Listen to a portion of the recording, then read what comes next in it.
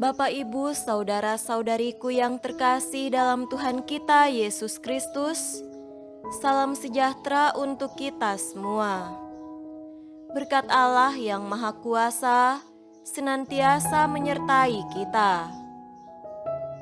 Hari Rabu tanggal 24 November tahun 2021 adalah peringatan wajib Santo Andreas Dunglag, Imam, dan kawan-kawan martir.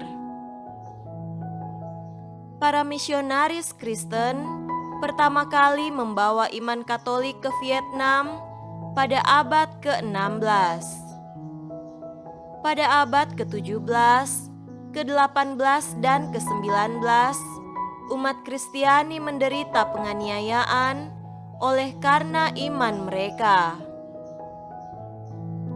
Banyak di antara mereka yang wafat sebagai martir, terutama dalam masa pemerintahan Kaisar Minmang sekitar tahun 1820 sampai 1840. Termasuk di antara mereka 117 martir yang kita rayakan pada hari ini. Mereka dinyatakan kudus oleh Paus Yohanes Paulus II pada tanggal 19 Juni tahun 1988. Ke-117 martir tersebut terdiri dari 96 orang Vietnam, 11 orang Spanyol, serta 10 orang Prancis. 8 orang di antara mereka adalah uskup, 50 orang adalah imam, dan 59 orang lainnya adalah umat Katolik awam. Sebagian dari antara para imam tersebut adalah imam Dominikan, sedangkan yang lainnya adalah imam praja dari Serikat Misi Paris. Santo Andreas Dunglag yang mewakili kelompok pahlawan ini adalah seorang imam praja Vietnam.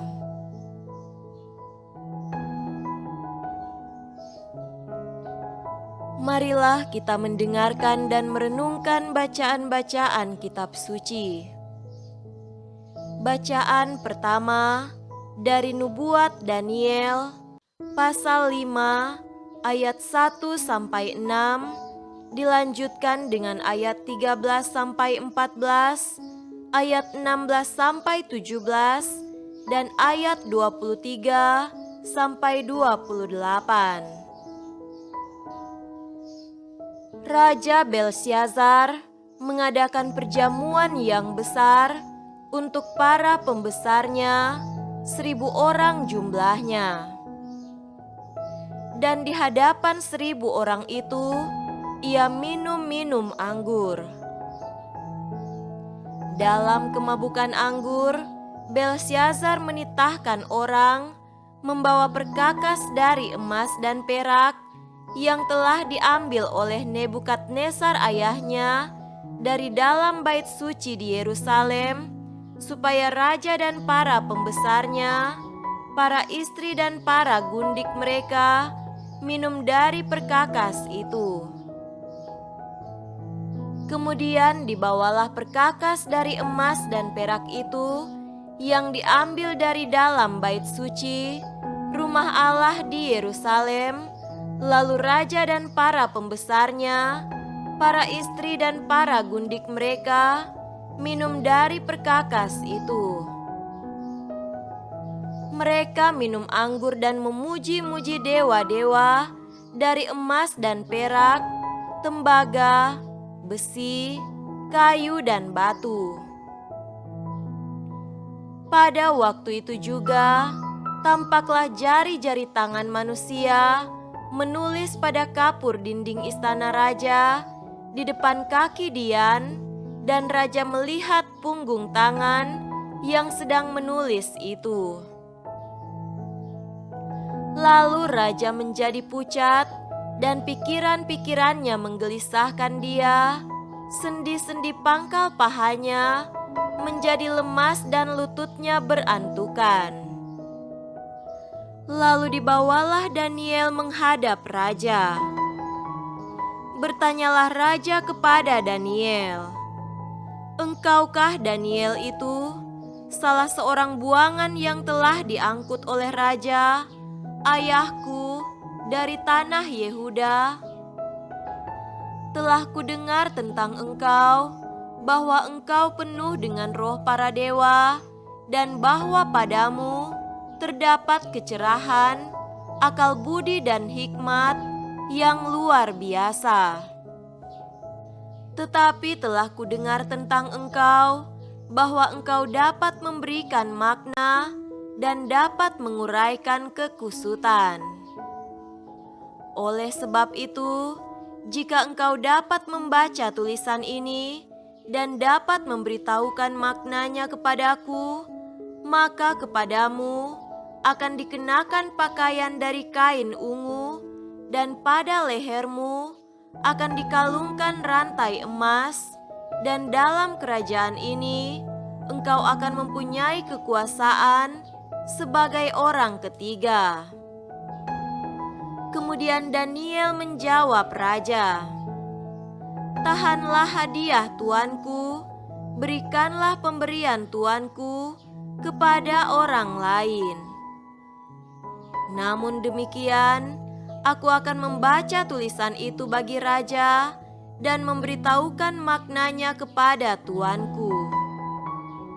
Tuanku meninggikan diri terhadap yang berkuasa di sorga, berkakas dari baitnya dibawa orang kepada tuanku, lalu tuanku serta para pembesar tuanku, para istri dan para gundik tuanku telah minum anggur dari perkakas itu.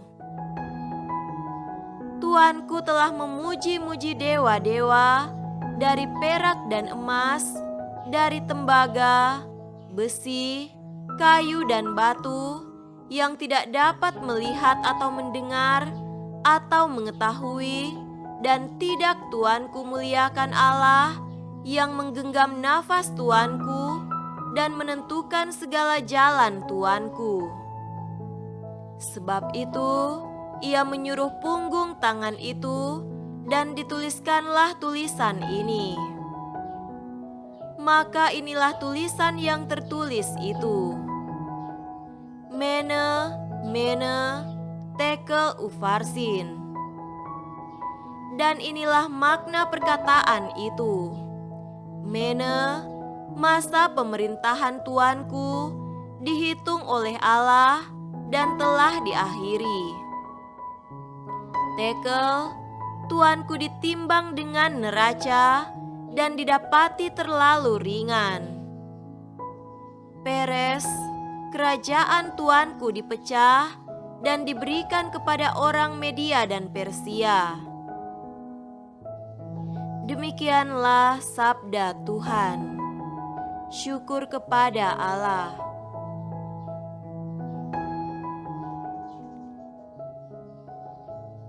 Tuhan beserta kita sekarang dan selama-lamanya. Inilah Injil suci menurut Lukas. Dimuliakanlah Tuhan. Injil Lukas pasal 21 ayat 12 sampai 19. Tetapi sebelum semuanya itu, kamu akan ditangkap dan dianiaya. Kamu akan diserahkan ke rumah-rumah ibadat dan penjara-penjara, dan kamu akan dihadapkan kepada raja-raja dan penguasa-penguasa oleh karena namaku. Hal itu akan menjadi kesempatan bagimu untuk bersaksi. Sebab itu, tetapkanlah di dalam hatimu, supaya kamu jangan memikirkan lebih dahulu pembelaanmu. Sebab aku sendiri akan memberikan kepadamu kata-kata hikmat, sehingga kamu tidak dapat ditentang atau dibantah lawan-lawanmu. dan kamu akan diserahkan juga oleh orang tuamu, saudara-saudaramu, kaum keluargamu, dan sahabat-sahabatmu, dan beberapa orang di antara kamu akan dibunuh, dan kamu akan dibenci semua orang oleh karena namaku. Tetapi tidak sehelai pun dari rambut kepalamu akan hilang. Kalau kamu tetap bertahan, kamu akan memperoleh hidupmu. Demikianlah sabda Tuhan. Terpujilah Kristus.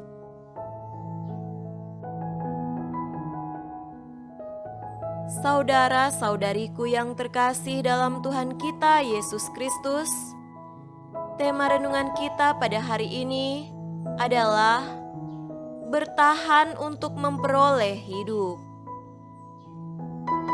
Pada awal tahun 2021, media sosial dihebohkan oleh berita tentang seorang siswi yang beragama Kristen yang diwajibkan untuk mengenakan jilbab atau pakaian wanita muslim di SMK Negeri 2 Padang, Sumatera Barat. Siswi tersebut menolak kewajiban itu dan menganggapnya sebagai pelanggaran terhadap hak asasinya. Itulah salah satu kesulitan yang dialaminya sebagai seorang Kristen. Kesulitan yang dialami orang Kristen seperti itu bukanlah hal yang baru. Yesus sendiri ditolak dan akhirnya dihukum mati atas desakan orang-orang sebangsanya sendiri. Dia menyadari bahwa para murid dan banyak orang Kristen, generasi-generasi berikutnya, sangat mungkin mengalami kesulitan dan penderitaan yang sama. Itulah yang terjadi misalnya pada Santo Andreas Dunglac sekitar tahun 1795 sampai tahun 1839 dan kawan-kawannya. Bukan hanya mereka, pada masa sekarang ini masih banyak orang Kristen yang mengalami berbagai kesulitan oleh karena imannya. Ada yang mengalami diskriminasi ketika melamar pekerjaan atau ketika beraktivitas di tempat kerjanya. Ada yang dipersulit ketika akan membangun tempat ibadahnya. Ada yang diejek dan dihina, baik lewat media sosial maupun dalam pergaulan di tengah masyarakatnya. Menghadapi tantangan dan kesulitan seperti itu, ada orang Kristen yang berkecil hati dan memilih untuk meninggalkan imannya. Saudara-saudariku terkasih, dalam bacaan Injil pada hari ini, Yesus mengingatkan, kalau kamu tetap bertahan, kamu akan memperoleh hidupmu. Apakah itu berarti bahwa Yesus menghendaki agar para pengikutnya memilih kesulitan dan penderitaan? Tidak, kesulitan dan penderitaan oleh karena iman bukanlah tujuan, melainkan resiko yang seringkali tidak mudah untuk dihindari. Apa yang diajarkan oleh Yesus sebenarnya bukanlah hal yang khas iman Kristiani. Kalau orang mengejar cita-cita dan nilai-nilai yang luhur seperti keadilan, kebenaran, cinta kasih, dan lain-lain, kesulitan dan penderitaan seringkali tak menghalanginya. Kemampuan untuk bertahan merupakan salah satu kunci kesuksesannya. Makanya ada pepatah, berakit-rakit ke hulu, berenang-renang ke tepian. bersakit-sakit dahulu, bersenang-senang kemudian. Pujilah dan luhurkanlah Tuhan selama-lamanya. Amin.